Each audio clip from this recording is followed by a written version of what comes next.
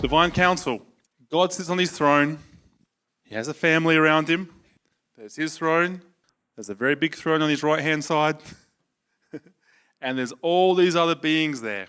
And he's always run his universe that way. His cosmos, his world, whatever that is. How big as that is, okay? He's run it this way. He asks questions. He gets answers. And he does it together. What do you think? What do you think? And sometimes he says no. And sometimes he says, okay, we'll do your idea. He may know that's not the best idea, but he doesn't care. He does things in family. Yep. This is our Father. Humans were created as another group in here. Okay? There's all these hosts.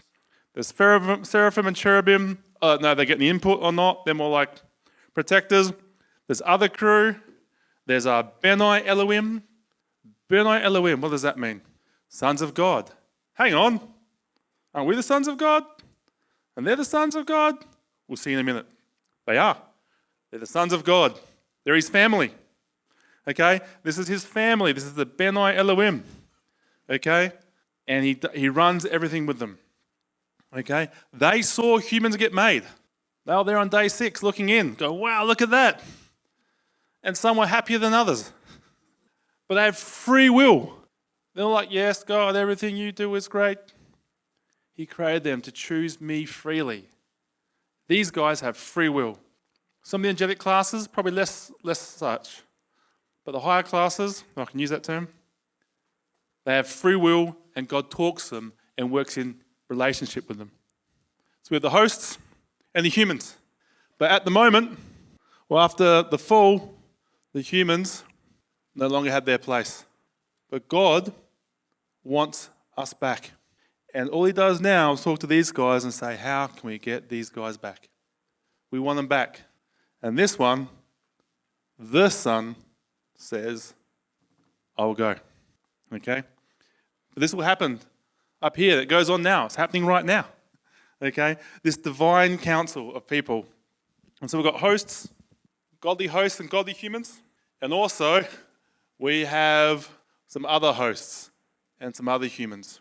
And they have bad DNA. Okay? In that they're expressing the nature of another father. That says, you're not good. I want to ascend and take your throne. I could do a better job. I want your place. I want to overthrow you. You are a bad father. Okay? That's their heart. The Old Testament and the New Testament is this and this. It's connected. What happens in the heaven affects the earth. What happens on the earth affects the heavens. It's God against the fallen angels and the humans against the ones who have Satan as their father. When you die, you get to go and live with your dad. It's a good theological premise. Right. So let's have a look at this. Can we stick up Psalm 82, please? Be interesting. Let's see what this translation says. God has taken his place in the divine council, which means he's walked in and sat down in his glory body. Does he really have a body? Well, he has one, but he wants to talk to this crew. Okay? This is what he wants. He wants community. God has taken his place in the divine council. In the midst of the gods, he holds judgment. Whoa, whoa, whoa. What's happening here? God is sitting amongst gods. In fact, in the Hebrew, it says Elohim sits amongst the Elohim. Are there other gods? Yes, there's other Elohim. Now, as a Westerner, we think God and other gods, that freaks us out. But only now. It didn't freak out the ancient Israelites or the Babylonians or the Canaanites. They knew. They met them. There's other gods. It didn't freak Jesus out. It didn't freak out the apostles. It still didn't freak out the early church fathers. The early church fathers depended on this. And we're going to see a bit later on some of the falls. The gospel didn't make sense to them unless they were bad angels.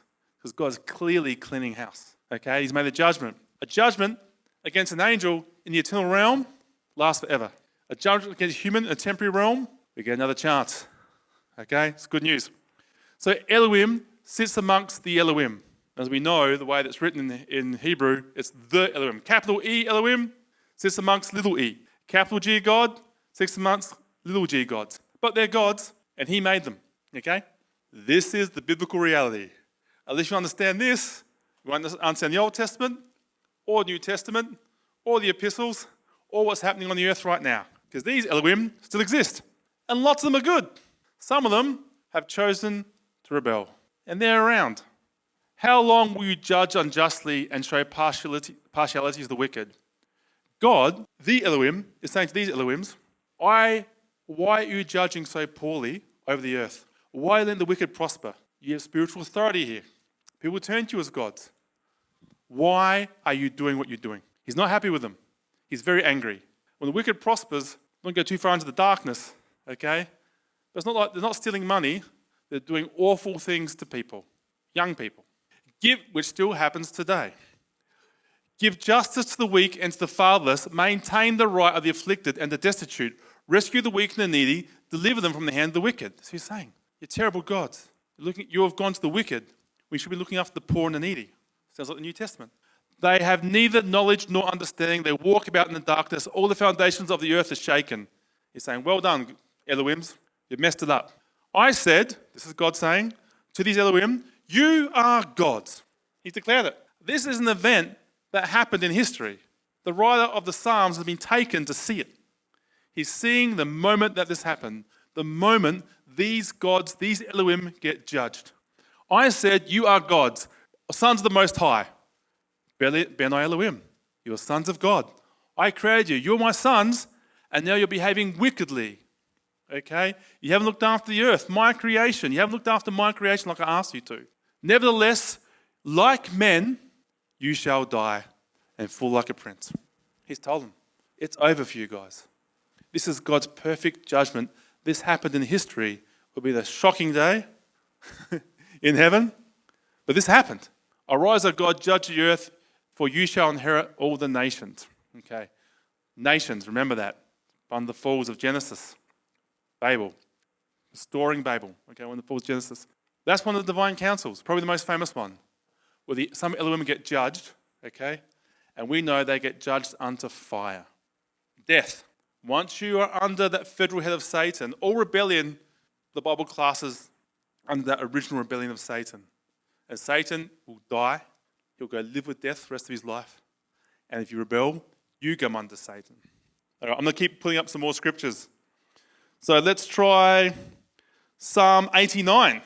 Let the heavens praise your wonders, O Lord, your faithfulness in the assembly of the holy ones. It's another one of these happening. You taught this at church? You got to know this stuff. Because guess where you're going to be? Here? No. But he who overcomes gets a seat on my throne. Not all sons of God will be here, as in Christian sons of God, if I can use that term. But for he who overcomes gets a seat on my throne. How do you overcome? You change your DNA. How do you change your DNA? Drugs. No. You become like your father.